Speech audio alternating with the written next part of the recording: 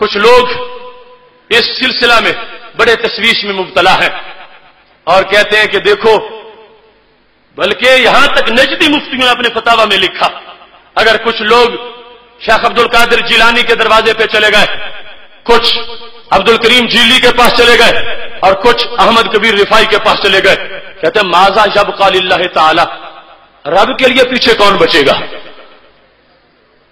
رب کے لیے پیچھے کون بچے گا؟ یعنی یہ ان کے نزدیک کنسپٹ ہے توحید کا۔ معاذ اللہ، جیسے محلے میں ایک دکان ہو اور دو اور کھل جائیں تو پہلے دکان والے کو خطرہ لاحق ہو کہ اب تو گاہک بٹ جائیں گے۔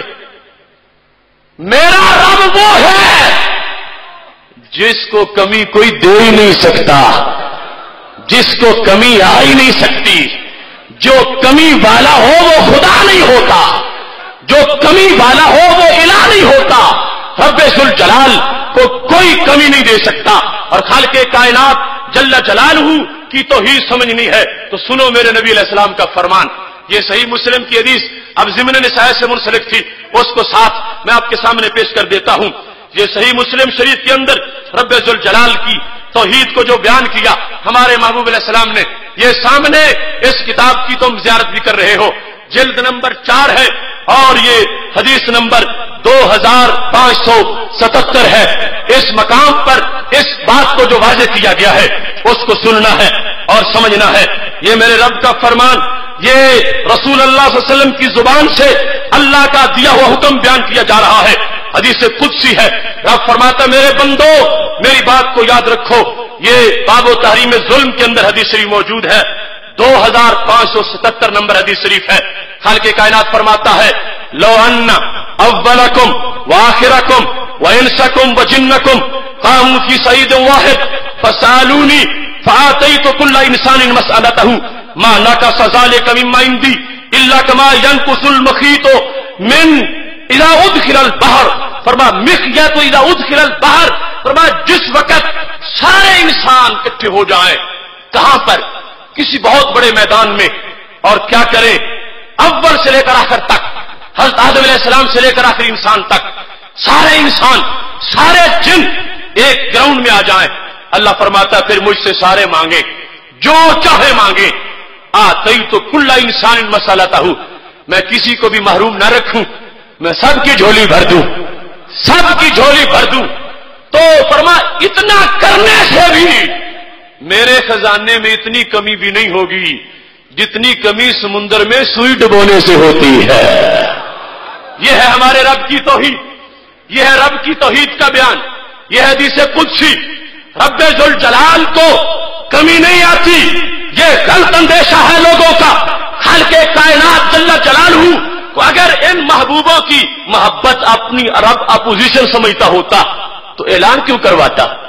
اب حضرت عیسیٰ علیہ السلام سے اعلان کروایا تھا تو مطلب کیا تھا کہ دنیا والوں جس نے مردہ زندہ کروانا ہو میرے عیسیٰ کے پاس جاؤ، جس نے بیمار کو صحت دلوانی ہے میرے عیسیٰ کے پاس جاؤ۔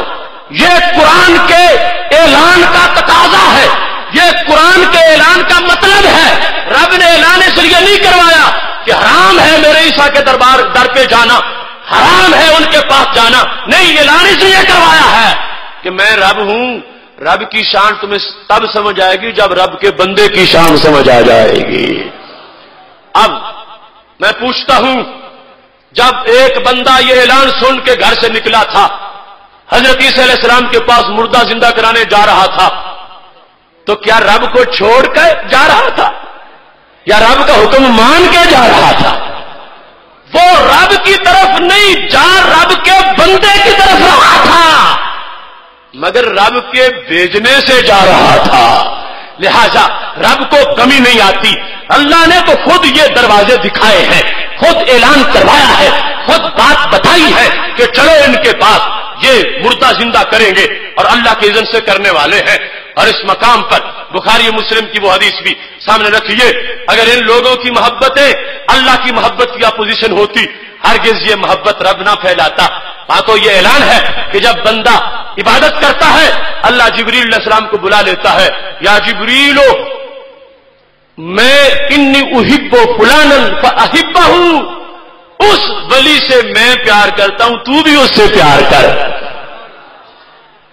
اگر اندیشے والی بات ہوتی تو معاذ اللہ کہتا زمین والے تو ولی کی محبت کی لپیٹ میں آ جائیں گے، کم از کم میں فرشتوں کو تو بچا کے رکھوں۔ وہ کہتا جبریل جب میں بندے سے پیار کرتا ہوں ولی سے تو بھی پیار کر۔ ان لوگوں کی پیار رب کی محبت کی رکاوٹ نہیں، اللہ کی محبت کی اپوزیشن نہیں، اللہ کی محبت سے روکنے والی ان کی محبت نہیں، بلکہ اللہ کی محبت کی چاشنی ان کی محبت بانٹتی ہے۔ تو اس بنیاد پر اہل سنت و جماعت اسی صدائے محبت پہ قائم ہے جو صدائے محبت قرآن مجید سے جس کو واضح کیا جا رہا ہے۔ اب دیکھو اس سے اگلا مقام تفصیل کرتا جاؤں گا، بات بڑی لمبی ہو جائے گی، یہ بات اب اختصار